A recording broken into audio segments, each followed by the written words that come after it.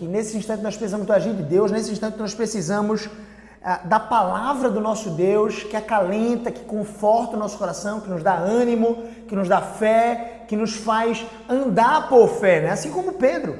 Não sei se você lembra desse episódio, mas os discípulos estavam alguns estádios adiante no mar, as ondas estavam bravas, o mar estava revolto e Jesus vem andando por sobre as águas, pisando por sobre aquilo que trazia medo para os discípulos.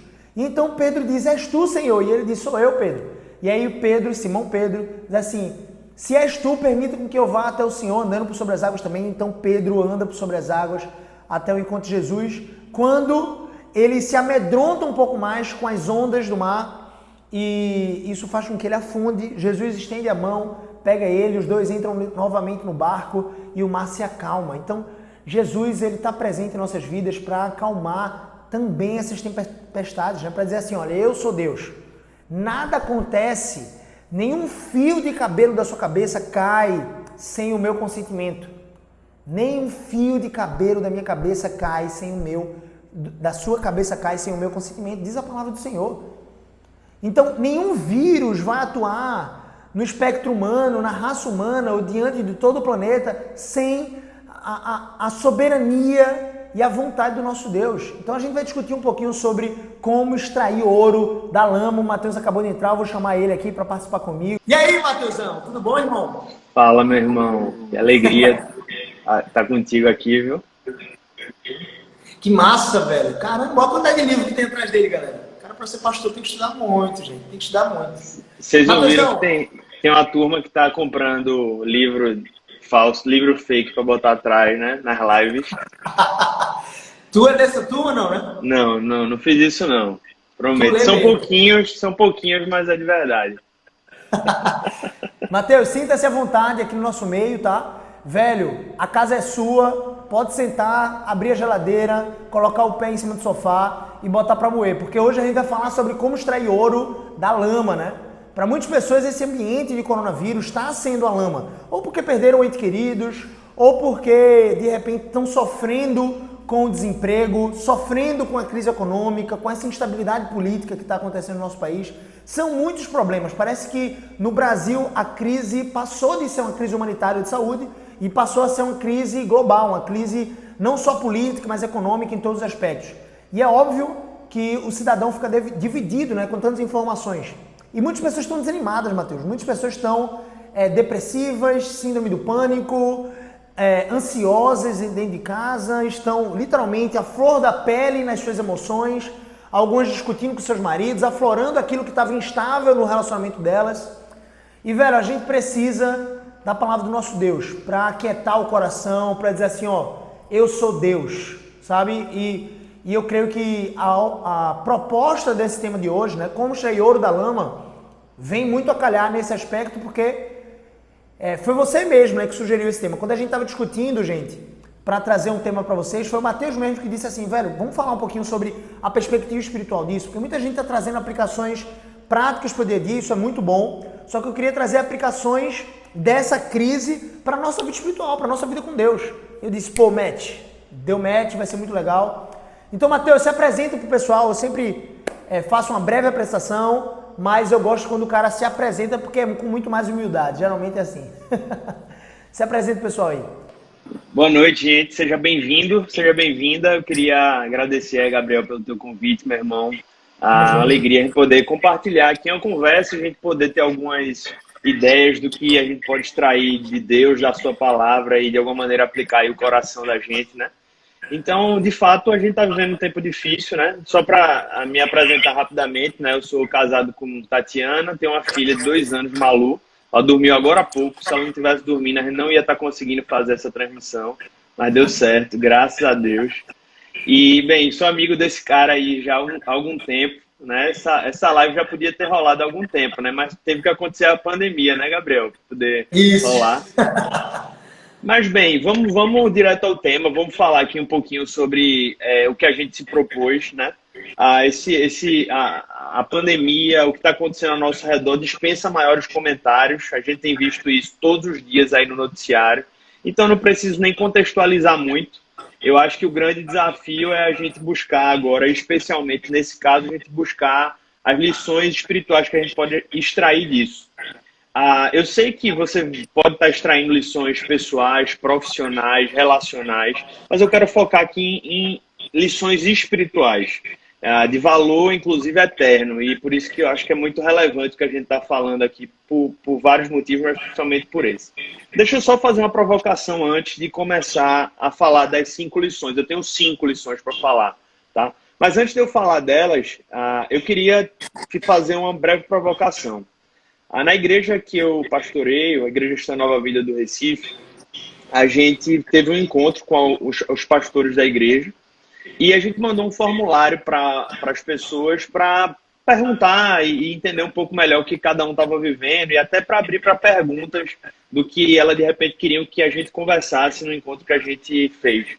E uma das perguntas que se repetiram muito, mas muito, assim, foi a disparada mais feita pelas pessoas quando perguntaram para a gente foi: por que Deus permitiu o Covid? Será que isso é um juízo de Deus?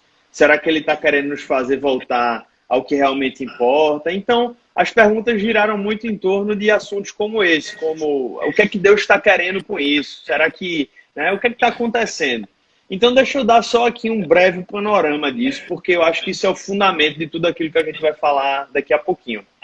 Bem, primeira coisa, crendo na palavra de Deus, né, crendo na Bíblia, eu creio em um Deus soberano. Aí você se pergunta, o que é isso? Né? Traduz para mim, o que é que essa palavra significa?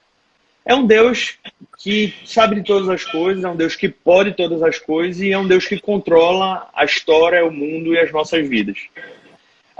Mais precisamente, eu creio em um Deus que é meticulosamente soberano.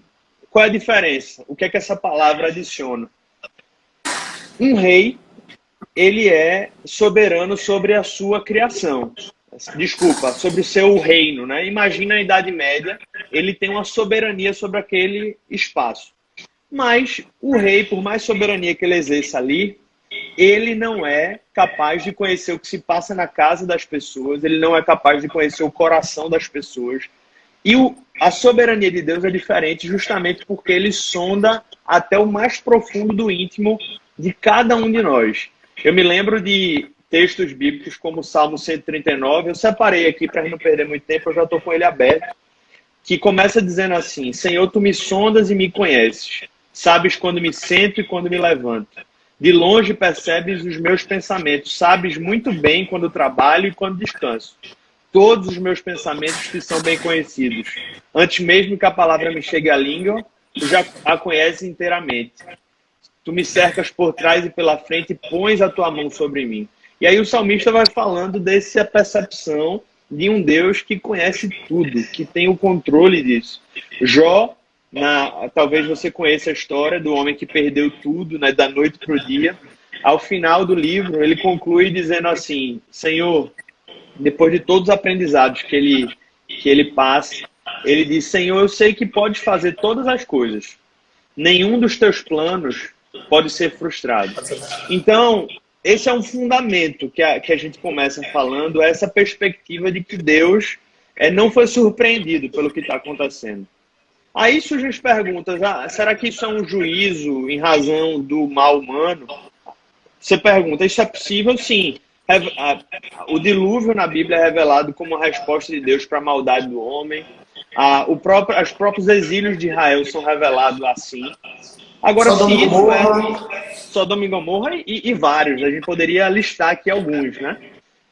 Agora, se isso é especificamente um juízo de Deus, a gente não tem como dizer de forma objetiva, porque Deus não expôs isso claramente na sua palavra, né? Como a gente tem nos outros relatos, mas que isso é uma possibilidade. A verdade, gente, só para não gastar muito tempo e chegar no ponto que a gente precisa, é que, em última instância, a Bíblia revela que o problema do sofrimento do homem, ele se encontra, em última instância, baseado no fato de que um dia o homem se afastou de Deus. O homem decidiu viver de acordo com a sua própria vontade. O homem escolheu rejeitar o propósito de Deus para a sua vida e decidiu viver para si. E isso foi o pecado original. E, em resumo, a origem do mal no mundo e do pecado no mundo e de tudo aquilo que vem para, de alguma maneira, fazer mal para a gente, se encontra nesse fato. Então, desde Gênesis, lá no texto bíblico, capítulo 1, 2 e 3, a gente vê que a semente do evangelho, da solução para esse problema, já foi revelada desde o início. Então, a Trindade, Deus Pai, Filho e Espírito Santo, é um Deus, é uma Trindade em missão. Tanto é que Deus enviou seu Filho e o Filho enviou o Espírito Santo, sempre com um propósito redentivo. Então, eu inclusive creio que você que chegou aqui, que está aí, boa noite, você está chegando depois, seja bem-vindo. Eu creio que você estar aqui hoje faz parte desses propósitos redentivos de Deus. Seja você um cristão ou não, você está fazendo parte do que Deus está fazendo para redimir o mundo. Então, partindo desse pressuposto, é que eu quero lhe convidar a pensar quais são as lições que Deus está querendo nos ensinar. Se Ele é um Deus que está em redenção, que está em ação no mundo, quais são lições que a gente pode extrair disso, que não está alheio à vontade de Deus, mas que está cumprindo um propósito determinado por Ele em nossas vidas. Resumindo, esse é o que eu queria trazer como fundamento. Vocês têm alguma contribuição, Gabriel? Alguma pergunta, algum ponto aí para reforçar? Não, eu acho que o fundamento foi lançado, né? Sempre que alguém fala de forma muito objetiva que isso é prova do juízo de Deus, o coronavírus ou algo do tipo, eu fico me perguntando sempre com que base essa pessoa estabelece o tipo de juízo, né? Então, é muito interessante a gente, com cautela, observar que isso pode sim ser uma manifestação de juízo da parte de Deus e para o nosso bem, obviamente, e isso não significa que os cristãos zelosos não vão se contaminar com esse tipo de doença, muito pelo contrário, nós somos suscetíveis a isso, e se tivermos que morrer do coronavírus, aqueles que confiam em Cristo Jesus, confiados nas suas promessas, vão para o céu, para a glória. Não tem promoção melhor do que essa, né? A morte tem que ser vista pelo cristão como uma promoção, literalmente. Mas, a partir do momento que a gente estabeleceu esse fundamento da soberania eterna de Deus, de que Ele escreveu todos os nossos dias, de que todos os fios de nossa cabeça estão contados, e nenhum se perde sem que tenha passado pela soberana vontade do nosso Deus, fica algo muito tranquilo, né? Esses dias eu estava conversando com o meu enteado, e ele disse assim, caramba, um dono de empresa, ele precisa gerir, né? Tomar muitas decisões. Eu fiz, precisa tomar muitas decisões. Só que, em certa medida, a gente estava se referindo a Bill Gates. Você pode contratar uma outra pessoa tão competente quanto você para tomar essas decisões. Mas ele fez, mas calma aí. E essa pessoa que é o CEO, né, o presidente da empresa, ela não é o dono da empresa? Não, nem sempre o dono da empresa ocupa o cargo de presidência, de tomar decisão ativa. Só que geralmente o dono da empresa, como acontece com Bill Gates e com muitos outros mega empresários, eles sentam na cadeira do diretório administrativo ou do conselho deliberativo daquela empresa. Ou seja, se o presidente tem alguma dúvida em relação a uma decisão muito generalizada, uma decisão muito importante, ele consulta então aqueles que fazem parte da mesa executiva ou do conselho deliberativo daquela empresa, que geralmente ali, no caso da Microsoft, é Bill Gates, Warren Buffett e vários outros caras muito experientes. É como se os caras, né, para tomar uma decisão, pudessem dispor do conselho do homem que foi o homem mais rico do mundo há muito tempo. Então não tem por que eu não lançar mão desse conselho. É muito oportuno que eu lance mão. Só que ao mesmo tempo, se fosse para Bill Gates tomar todas as decisões, eu não teria sido contratado. Então eu preciso ter uma certa autonomia. De um ponto de vista prático, o homem tem uma certa autonomia na gestão das suas responsabilidades. Porém, Deus não é um dono de empresa ausente que se assenta apenas na mesa deliberativa, né? A Bíblia deixa muito claro que Deus é o CEO do mundo, da sua criação. Ele está presente para cada mínima decisão da sua criação. E é de se espantar alguns cristãos que duvidam disso, mas ao mesmo tempo conseguem enxergar com suas córneas perfeitamente uma live como essa. O Deus que criou a sua córnea, meu filho, e que faz com que através da íris chegue nos seus neurônios a captação de imagem, ele é o mesmo Deus que é suficiente e poderoso para governar o universo de longe ou de perto.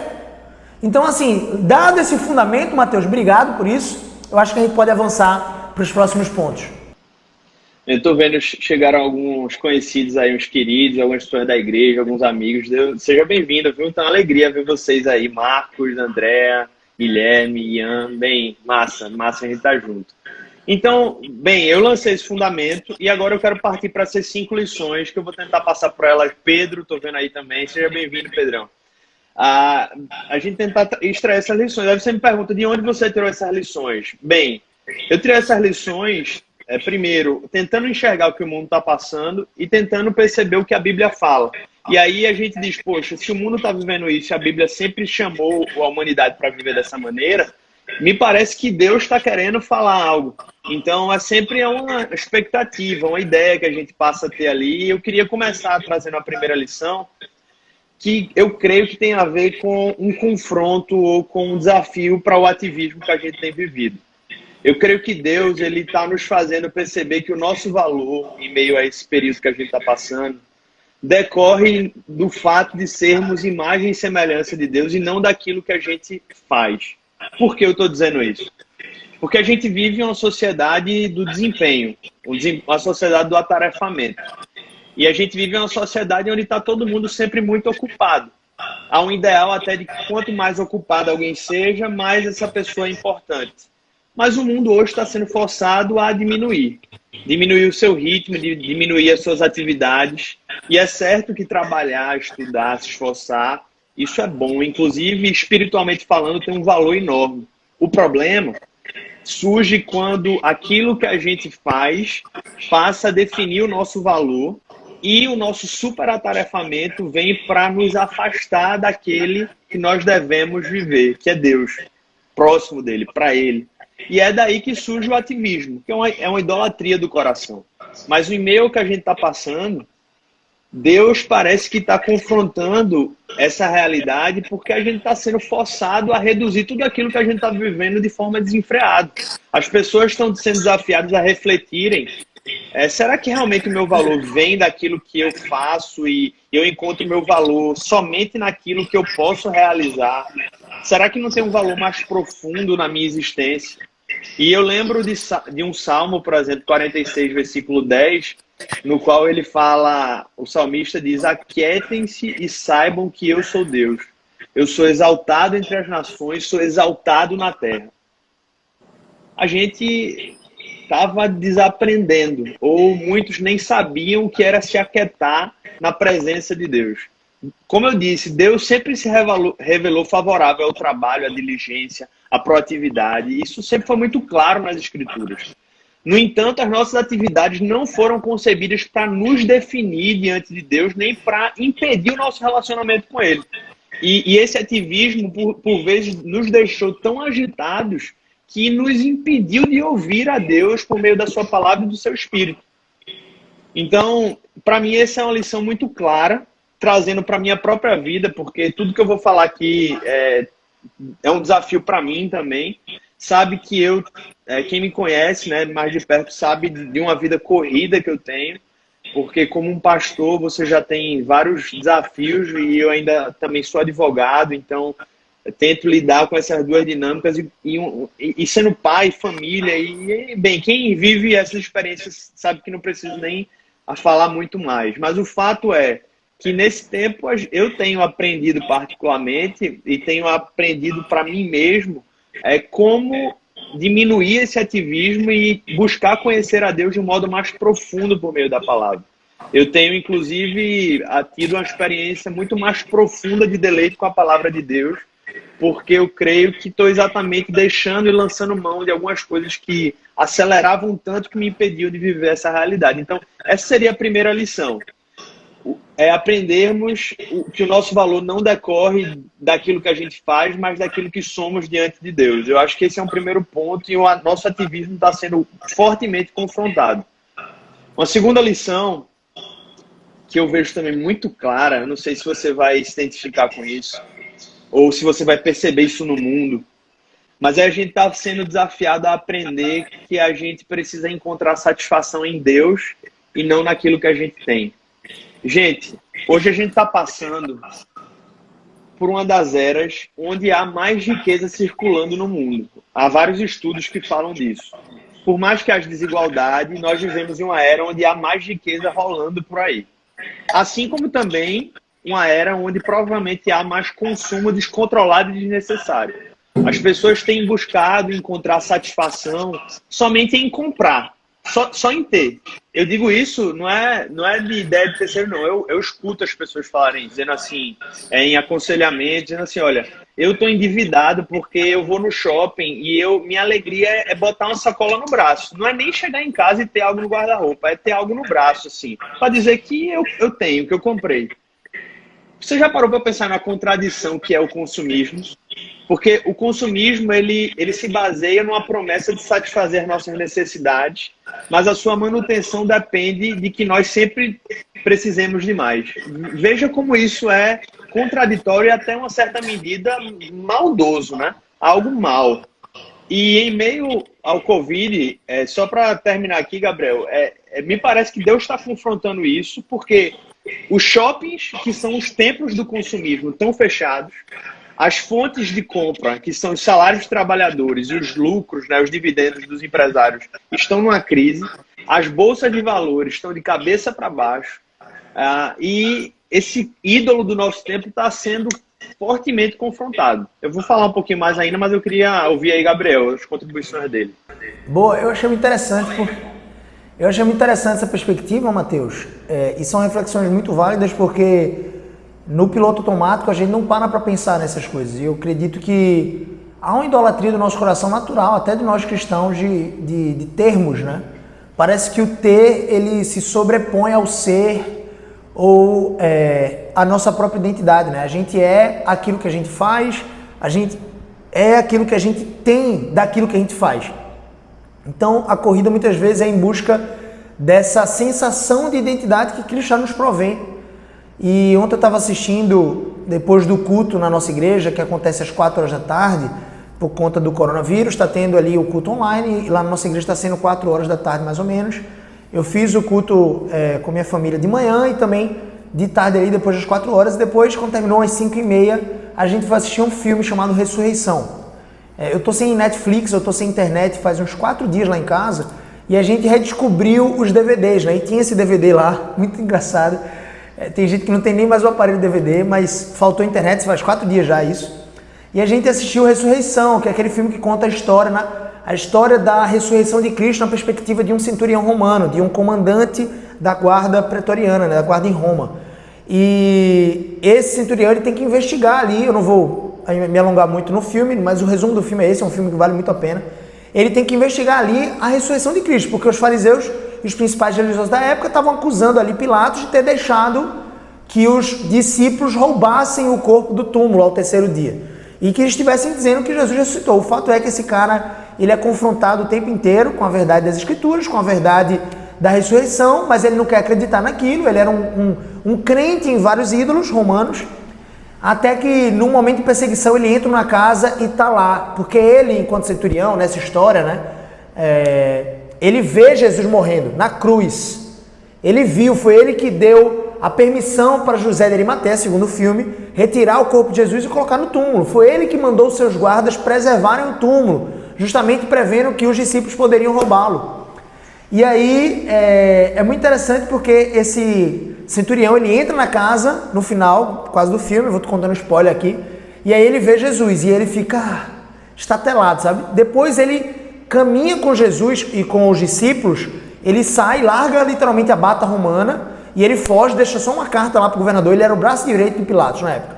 E ele deixa uma carta para o governador e ele vai ali seguindo os discípulos. Eles vão para Galileia se encontrar com Jesus. Jesus some do nada e diz que vai aparecer na Galileia, então eles vão para Galileia. E é muito interessante, porque eu cheguei no ponto aqui, Matheus, porque os discípulos estão caminhando ali só com a roupa do corpo, basicamente, e um deles vira para Simão Pedro, que era o líder, né, ali naquela circunstância do segundo filme, e eles dizem assim: os discípulos estão com fome. Aí ele fez: vamos pescar. E eu achei muito curioso, porque eles relatam, né, no filme aquele episódio do Evangelho de Lucas, em que João, e do Evangelho de João também, que João, ele lança a rede a noite inteira para um lado, e repete-se, né, aquele evento que Jesus fez lá no começo, quando chamou os seus apóstolos, João, Tiago, enfim, os filhos de Zebedeu ali, Pedro, André, o seu irmão, e Jesus aparece na praia, na Galileia, e diz assim: olha, experimenta jogar para o lado direito do barco, e Pedro, que estranho, quem é esse, né? Porque já aconteceu isso antes. Jogaram e começou a vir peixe, Simão sai correndo, abraça Jesus, Yeshua, Jesus, enfim. E o centurião tá vendo tudo aquilo, segundo o filme, né? Segundo o relato do filme, é um relato, enfim, fictício, não está no registro bíblico, mas é muito interessante ver essa perspectiva.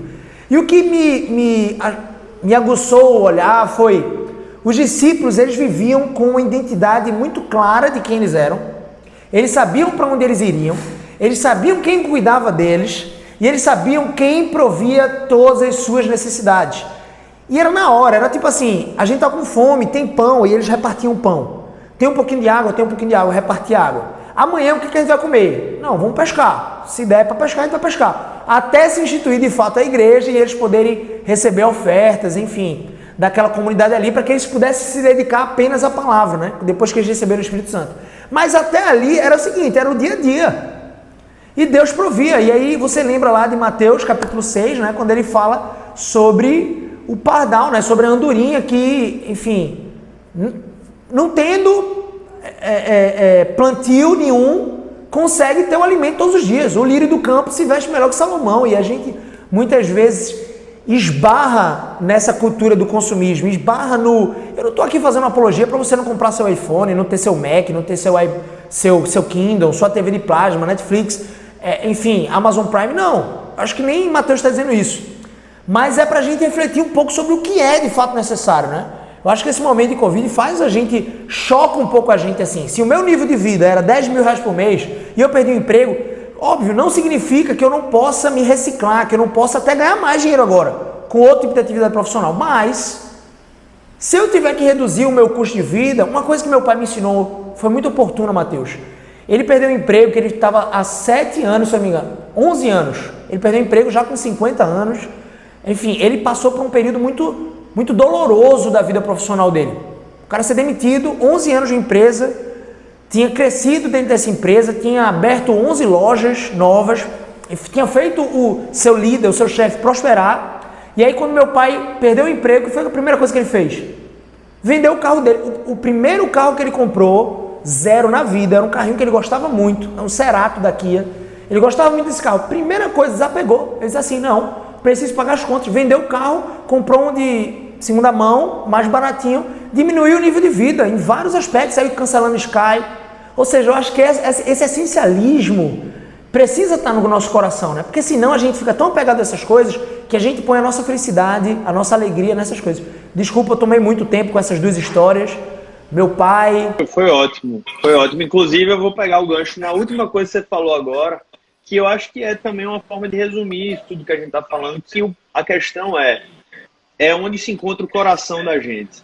Quando a gente fala de consumismo, o que define o consumismo é ter o coração naquilo, é ter o coração baseado e desejando o bem como a última coisa para a satisfação da sua vida. É encontrar satisfação naquilo, ao invés de encontrar satisfação em Deus. É isso que o Salmo 16, por exemplo, fala, quando no final do Salmo ele diz assim: tu me farás conhecer a vereda da vida e me farás conhecer a alegria plena da tua presença, eterno prazer à tua direita, trazendo essa perspectiva de que em Deus há essa satisfação plena, onde nada mais vai servir para nos satisfazer, porque Ele nos satisfaz. Então, eu acho que esse aprendizado do consumismo, a solução não é viver de modo vou vender franciscano. Não é de modo franciscano, de modo algum. A solução é sondar o nosso coração e dizer: Senhor, ainda que eu perdesse tudo isso, eu continuaria com o Senhor, eu continuaria satisfeito em Ti. Então, eu acho que essa é a segunda lição, que eu acho que o nosso coração precisa sondar, que a gente precisa avaliar e que a gente precisa realmente ter o cuidado, porque pode também ser um ídolo que a gente precisa derrubar em nossos corações.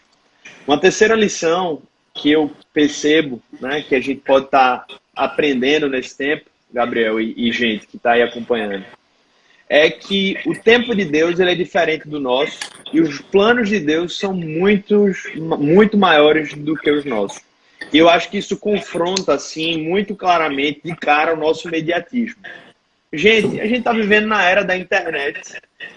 Mais do que isso, na era do fast food, do Netflix, do WhatsApp, do Instagram, do Uber. O que é que eu quero dizer? A gente está acostumado a ter tudo ali. pediu o Uber, chega em 1 minuto, mandou a mensagem, chega na hora, liga o filme, não tem mais comercial. Então a gente está aprendendo a viver de modo imediato por tudo que está ao nosso redor. Só que hoje, em meio à situação que a gente está vivendo, a gente está inserido num contexto no qual a gente simplesmente não sabe quando a gente vai sair disso. Eu estava conversando com uma prima minha agora, pouco antes, que ela mora nos Estados Unidos, as coisas estão voltando agora lá, pouco a pouco, estão um pouquinho na frente da gente, mas curiosamente ela falou que tem muita gente, inclusive as igrejas não voltaram a se reunir porque eles acham que pode ter uma volta do corona no inverno, porque tende a agravar o cenário. Então para perceber que a gente está simplesmente sem nenhum tipo de controle daquilo que a gente está inserido. A gente está sem previsão do que vai acontecer. Inclusive se a gente vai estar no hospital amanhã e tal, eu não estou querendo fazer disso aqui um alarmismo ou um terrorismo. Eu sei que tem muita gente ansiosa, mas eu simplesmente estou querendo dizer que a gente está se vendo numa situação de descontrole. E aí eu lembro de passagens bíblicas que já nos ensinavam que a gente nunca estava no controle, muito antes disso, como o Salmo 90, que fala, de fato, 1000 anos são para ti como... 1000 anos são para ti são como o dia de ontem que passou, como as horas da noite. Isaías 55 falando dessa perspectiva de Deus estar com planos acima que os nossos, e a gente está inserido na realidade, a gente não consegue entender, mas ele sabe, né?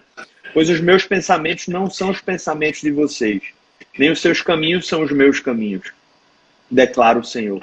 Assim como os céus são mais altos que a terra, também os meus caminhos são mais altos do que os seus caminhos, e os meus pensamentos mais altos do que os seus pensamentos.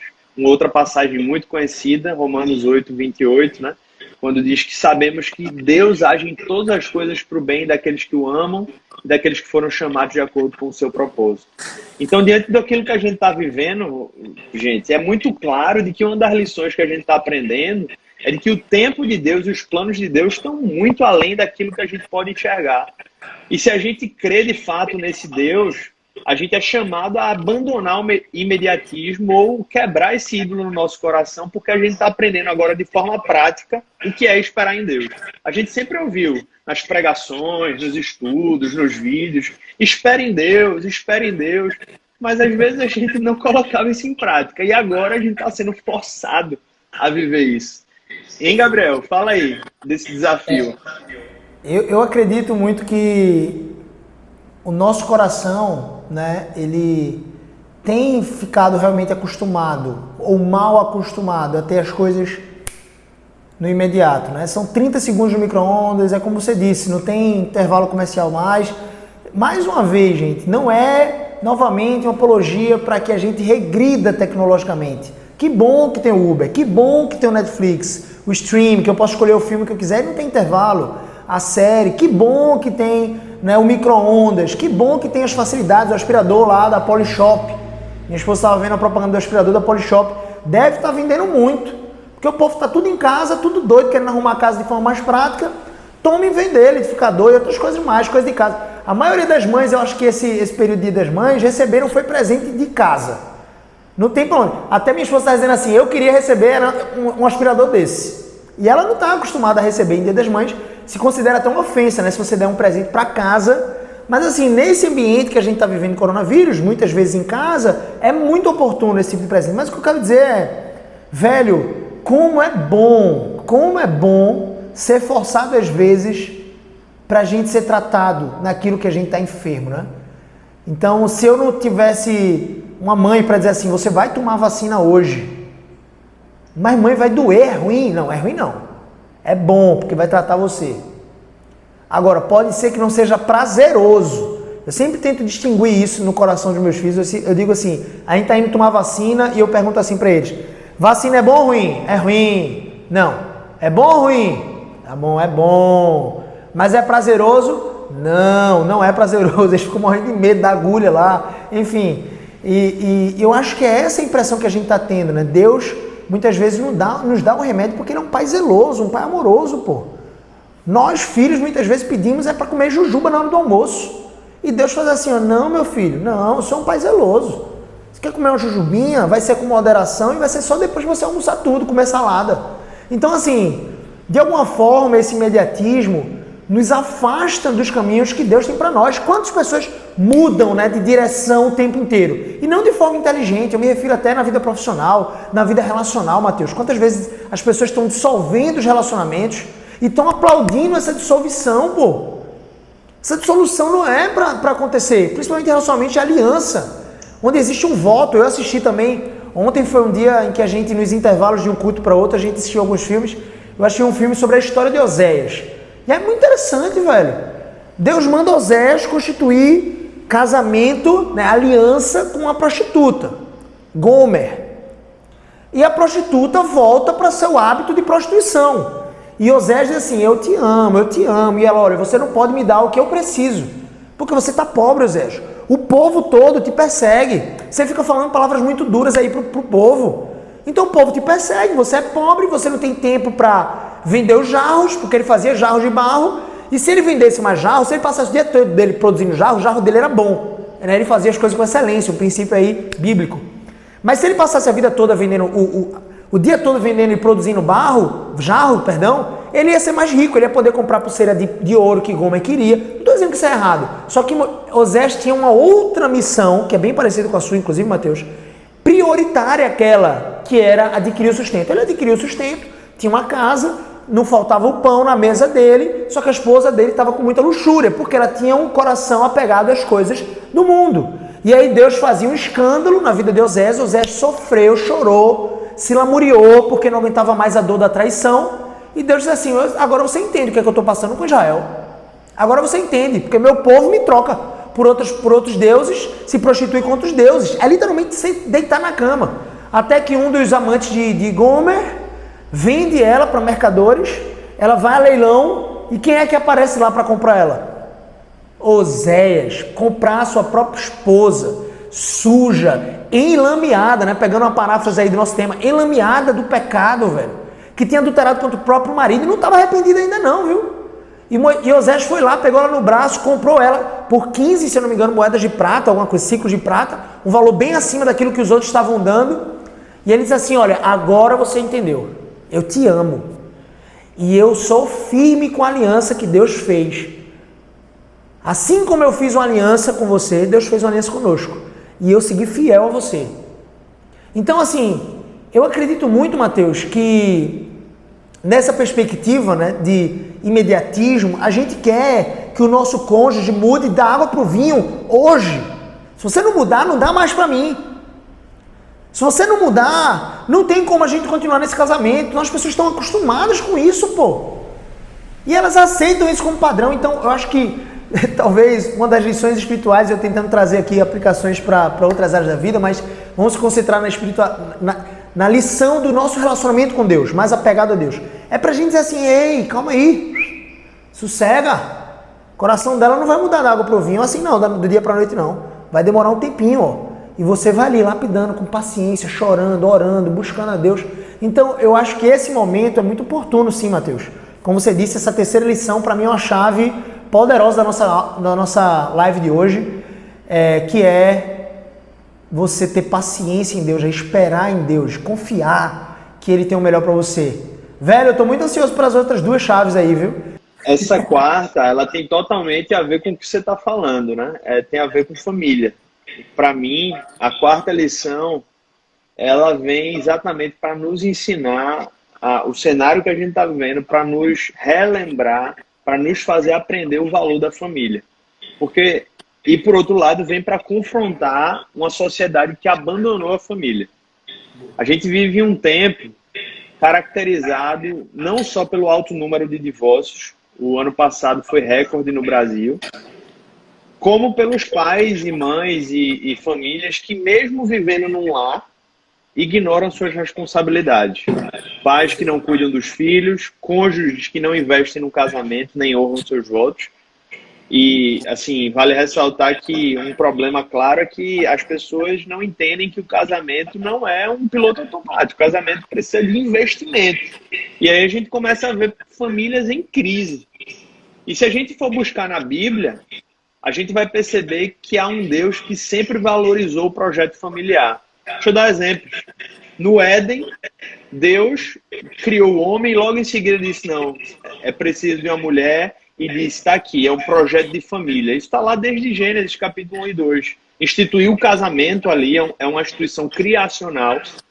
Logo em seguida, no relato bíblico, a gente vê que quando Deus foi poupar Noé, ele disse, eu não vou poupar só Noé, eu vou poupar uma família.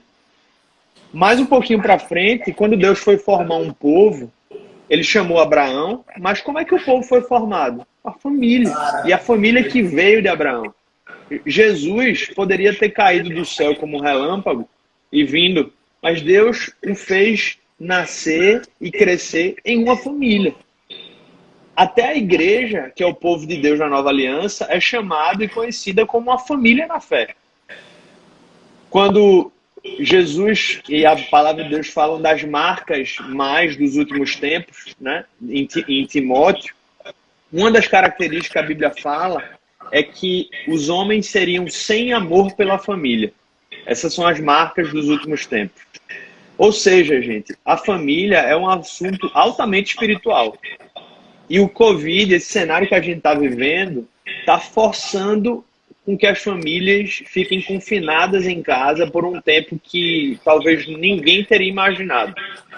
E para mim é muito claro que Deus está querendo tratar com as famílias. Eu só vejo dois caminhos para essa situação. Ou esse confinamento vai acentuar as crises familiares e revelar os grandes problemas que já existiam, mas que agora vão ser acentuados e revelados, e talvez dramaticamente acentuados, ou, que eu oro para que seja isso que aconteça na nossa vida, ele vai permitir que nós olhemos aquilo que precisa de reparo e que a gente diga assim, bem, vamos resolver isso, vamos aprofundar o nosso amor, vamos aprofundar o nosso cuidado, vamos aprofundar o nosso relacionamento. E eu espero que a gente possa aprender a viver essa última opção, para que a gente possa usar o nosso tempo livre, ou pelo menos um pouco mais de tempo livre nesse período, para orar mais com a família, para conversar mais sobre, não só estudar a Bíblia, não só assistir mais cultos, mas conversar sobre a Bíblia. Eu sempre tento fazer muito isso. Quando minha filha está assistindo um filme, minha filha tem 2 anos, mas ela está vendo ali, ela vê o filme, ela está vendo filmes da Disney, do que for, e eu tento começar a introduzir assuntos espirituais com ela. Eu começo a tentar conectar aquilo que é uma fantasia, mas tentar trazer algo real, que é o Evangelho, que é a palavra para a vida dela. E tenho tentado nesse tempo também experimentar outras formas de me divertir com ela, de passar mais tempo com a minha esposa. Eu tenho tentado pelo menos aqui dessa maneira e Deus tem me permitido viver essa experiência. Não sei como é que tem sido aí para você, Gabriel, e como é que você percebe esse chamado de Deus, essa lição de Deus para que a gente reveja o que a gente estava vivendo como família. Bom, vou tentar ser breve nesse quesito, né, nesse ponto, mas eu acredito que marido e esposa precisam investir no não imediatismo. Mudar a perspectiva, dar um shift mental aí, e espiritual até, para que a alma se aquiete em Deus, se aquiete em esperar e se contentar nele, velho. Porque o que eu tenho visto, Mateus, e eu e minha esposa, a gente tem tido a oportunidade de ir para algumas igrejas pregar, ministrar, né, uma palestra sobre casamento, alguns encontros de casais, acampamentos, e a gente tem tido esse privilégio, glória a Deus por isso, mas as pessoas se sentem até mais à vontade para entrar no nosso Instagram, tanto o meu e dela, para conversar um pouco sobre esses aspectos, e eu fico alarmado. Eu não fico alarmado porque eu sou menos pecador que essas pessoas, tá? Ou que tenho menos dificuldade no casamento do que essas pessoas. Só que, como é uma falta de alicerce, da palavra, velho. E temor de Deus, de dizer assim, meu Deus, como eu cogito, como eu posso cogitar no meu coração e expressar com os meus lábios, expulsar o meu marido de casa, a minha esposa de casa? Como eu posso fazer isso? Então assim, velho, aquiete-se em Deus, porque você fez um voto diante dele, meu filho, minha filha. E ele não está te chamando para sofrer até o final da sua vida, não. Ele está te chamando para desfrutar até o final da sua vida daquele voto e se alegrar nele porque você está fazendo aquele voto. Deus, ele nos amou como Oséias amou Gomer, sendo nós ainda pecadores, pô. O amor de Deus é imenso. Porque sendo nós ainda pecadores e transgredindo a sua lei todos os dias, nos prostituindo com outros deuses, o Deus da satisfação pessoal, o Deus do prazer imediato, o Deus da pornografia, ou qualquer que seja o outro Deus que gera satisfação, só está apontando para o nosso próprio umbigo, pô. E quando Deus nos ama, ele diz assim, velho, o meu amor não depende de você. Foi por isso que Osés disse assim, eu vou lá comprar Gomer. Porque o amor de Deus por mim não depende de mim. Então o meu amor por Gomer, o meu voto por Gomer, de ser o marido dela até o final da vida, não depende dela. Caramba! Isso é 100%, 0%. A maioria das pessoas pensa que o casamento é 50-50, como está essa tela aqui. E não é 50-50. Aí tem gente que pensa que é 100-100. São duas telas inteiras como essa aqui, só que uma sobreposta sobre a outra. Não é 100-100. É 100-0. 100-0, pô. O seu amor pela sua esposa não depende dela. É óbvio que existe concessões bíblicas para o divórcio, como um adultério consistente, mas Gomer estava lá com essa concessão dada. E a lei de Deus era assim, Osés, vai lá, pega a sua mulher na casa de prostituição e traga para dentro de casa, lave-a, velho. Ezequiel 16 é muito forte, ele diz que Israel estava com o sêmen dos ídolos, pô. É muito forte Ezequiel 16, um dos meus textos preferidos, quando eu preciso me humilhar diante de Deus. Eu leio esse texto, eu me jogo no chão e ponho pó sobre a minha cabeça, assim, figurativamente falando, em contrição. É muito forte isso, e Deus vai lá e nos restaura, nos traz para perto dele. Então, assim, só para não me delongar muito, Mateus, eu acredito que nós precisamos, sim, ter uma confiança em esperar em Deus, meu amigo. Quando você pensa que é o seu cônjuge que precisa mudar, é você que precisa mudar. E Deus está aqui tentando te mostrar que é você que precisa mudar. E aí você não está gastando tempo em oração suficiente. Você não está nos seus joelhos ali, você não está jejuando, velho, você não está orando. Você não está lendo a palavra, mergulhando com a sua esposa. É óbvio, é muito difícil, depois de um certo tempo, em que já congelou a relação, em que você, enquanto marido, deveria assumir a responsabilidade de pastorear espiritualmente, conduzir a sua esposa nos caminhos do Senhor.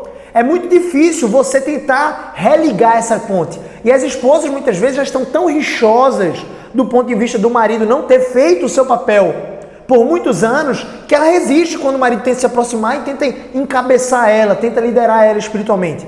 Então precisa haver aqui um sentimento em Cristo de dependência, de dizer assim, meu Deus, obrigado. Obrigado porque o meu marido acordou. Obrigado porque, embora a capacidade dele ainda não seja tão alta quanto eu esperava que fosse, ou quanto a do meu pastor é alta para guiar a sua família, a galera se ilude, né? Pensando que pastor, meu Deus do céu. Pensando que pastor como ele sabe muito da Bíblia, como ele fala bem, soa essa impressão para algumas das mulheres. Então, assim, se o seu marido ainda não tem essa capacidade, ore por ele, suporte ele. Ele vai ser o homem que você está moldando para ser. E no contrário também é verdade. A mulher vai ser a mulher que o marido está moldando para ser, pô. Só que olha a nossa responsabilidade. A gente tem a responsabilidade de moldar um ao outro para a glória de Cristo, para se tornar mais parecido com Cristo. E a galera está deixando de lapidar um ao outro com amor. Velho, tem uma passagem do livro Quando Pecadores Ensinem, é uma indicação para todo tipo de relacionamento, mas especialmente para o relacionamento mais amplo e mais profundo da raça humana, que é o relacionamento matrimonial de homem e mulher. E é muito interessante porque o David Harvey, lá, o pastor norte-americano, o autor do livro, ele diz que o cônjuge, ele é o Natan do outro. O Natan, depois você vai lá em 1 Reis, 2 Reis, não sei qual é o texto exatamente, mas você procura lá quando Davi peca contra Deus, tomando Batseba, mata Urias, enfim, ele adultera, e aí o profeta entra na sala do rei, na sala real, na presença do rei, para exortar Davi. Como é que ele exorta? Se ele exortou batendo o pé na parede assim, derrubando a porta, dizendo assim, ei Davi, pecador miserável, foi assim? Claro que não foi. Ele entrou com temor e tremor diante da autoridade que era o rei. E contou uma história, uma analogia, quando Davi dizia assim, meu Deus, esse homem merece morrer. Aí Natan disse, esse homem é você. Sabedoria. O Natan, ele foi com bisturi, ele não foi com facão. Sempre quando tem que fazer uma cirurgia espiritual na sua esposa, no seu marido, lembre, é uma cirurgia. É bisturi, é um corte fininho. E o paciente, ele precisa, imagina, você chegar assim na rua e dizer assim, ei amigão, você quer fazer uma cirurgia hoje? Não é assim que funciona. Você tem que conscientizar o paciente que aquele processo vai começar, um processo de cirurgia. Um processo cirúrgico. Eu gosto muito dessa analogia, Matheus, me permita. Mas a gente vai encerrar aqui, só faltam 9 minutos e falta mais um ponto. Eu parei por aqui. O livro o David perguntou aí, ó. O livro é Quando Pecadores Dizem Sim, do David Harvey, tá, David? Mas muito boa essa analogia, faz todo sentido na prática, né, na relação conjugal. Mas, bem, deixa eu caminhar para o último ponto, então. A gente chegar aí na conclusão sobre qual seria essa última lição espiritual. Na verdade, tem várias outras, mas das 5 que a gente buscou aqui conversar, né? E eu creio que uma última lição, gente, muito importante para a gente aprender nesse período, é que o ser humano ele é muito frágil e que a vida passa como um sopro. E é um confronto imediato, claro, contundente contra a nossa autossuficiência. A gente está vivendo em um tempo que, justamente em razão dos avanços da tecnologia, os avanços da medicina, os avanços da ciência em geral, que são bons, glória a Deus por isso, mas, por outro lado, temos sido afetados com, muitas vezes, o fato de nos acharmos capazes. Não capazes em Deus, mas capazes por nós mesmos, autossuficientes. E o cenário que a gente está vivendo chega a ser irônico, porque um vírus que o mundo não pode nem enxergar nos parou. E tem feito o homem e a mulher que se achavam capazes e autossuficientes, tem feito esses homens, nós, temerem. Já parou para pensar na ironia da realidade que a gente está inserido? Um mundo que dizia assim, eu posso tudo, eu consegui descobrir as coisas mais incríveis do mundo, eu consegui... E aí agora a gente está preso por conta de um vírus, uma coisa que a gente não consegue nem enxergar. A gente tem tido medo das incertezas, medo da escassez, muitas pessoas com medo da morte, né? O que está na porta assim, de forma muito mais visível. E a verdade é que esse medo ele só revela que nós não somos capazes, fortes o suficiente como um dia talvez a gente já pensou.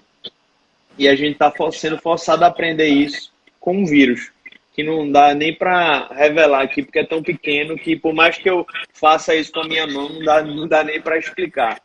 Só que a Bíblia já ensinava isso para a gente há muito tempo também. O Salmo 90, também, que eu já li uma parte dele, no versículo 5, ele diz assim, ó: como uma correnteza tu arrasta os homens, são breves como o sono, são como a relva que brota ao amanhecer, germina e brota pela manhã, mas à tarde murcha e seca. Mais para frente ele fala assim, os anos da nossa vida chegam a 70 ou 80 para os que têm mais vigor, entretanto são difíceis e cheios do sofrimento, pois a vida passa depressa e nós voamos. Tiago, capítulo 4, aí já no Novo Testamento, falando sobre essa perspectiva autossuficiente, ele diz assim, no capítulo 4, versículo 13, ouçam agora vocês que dizem, hoje ou amanhã iremos para esta ou aquela cidade. Passaremos um ano ali, faremos negócio e ganharemos dinheiro. Quantas pessoas não estavam pensando isso para o ano 2020? Né? As viagens, os intercâmbios, os planejamentos empresariais. E aí Tiago fala, vocês nem sabem o que lhes acontecerá amanhã, que é a sua vida. Vocês são como a neblina que aparece por um pouco de tempo e depois se dissipa. E um último exemplo das Escrituras que revela essa importância da dependência, da nossa fragilidade, mas é uma passagem que talvez você não tenha pensado nesse ponto. Mas você lembra quando Jesus chega para os seus discípulos que impedem que as crianças possam chegar até ele e diz assim, olha, não me impeçam que as crianças venham até mim, porque o reino de Deus é daqueles que se fazem como elas. Alguns interpretam essa passagem dizendo assim, é porque as crianças são puras, é porque as crianças são isso, são aquilo. Sabe qual é o fundamento, o coração dessa passagem? É a dependência das crianças. Porque as crianças não são puras, elas são menos mais do que os adultos. Mas as crianças, a principal marca de uma criança é ser alguém que depende de outra pessoa para viver. É por isso que quando fazemos 18 anos, a independência, né, vem, porque agora nós podemos decidir por nós mesmos. E de fato esse período, esse período que a gente está passando, está fazendo a gente perceber o quanto a gente é dependente, o quanto a gente é pó, o quanto a gente passa. o quanto a gente é frágil, o quanto a gente é muito menos do que aquilo que a gente acha. E aí, só para eu terminar aqui, Gabriel, contar uma história minha, pessoal, depois você contribuir aí também com, de repente, algo que você tenha vivido. A gente tem 4 minutos aqui. Pronto, eu tenho uma história bem breve para falar, mas que me fez aprender isso de forma pessoal. Não no coronavírus, mas me ajudou a perceber isso de forma mais clara para mim. Eu passei por um acidente em 2013, um acidente de carro, que foi um acidente horrível. Foram, no aspecto do carro, o carro foi destruído, eu capotei 3 vezes. E ali, por mais que eu tenha saído ileso por um milagre, eu vi como eu era frágil. Eu vi minha vida em 3 segundos passar ali e eu literalmente fiquei acordado enquanto o carro capotava. E depois que aquilo passou, eu disse, meu Deus, como eu sou frágil. Eu estava indo para uma programação, achando que ali ia acontecer algo. E de uma hora para outra, sem mais nem menos, ali minha vida passou por um fio.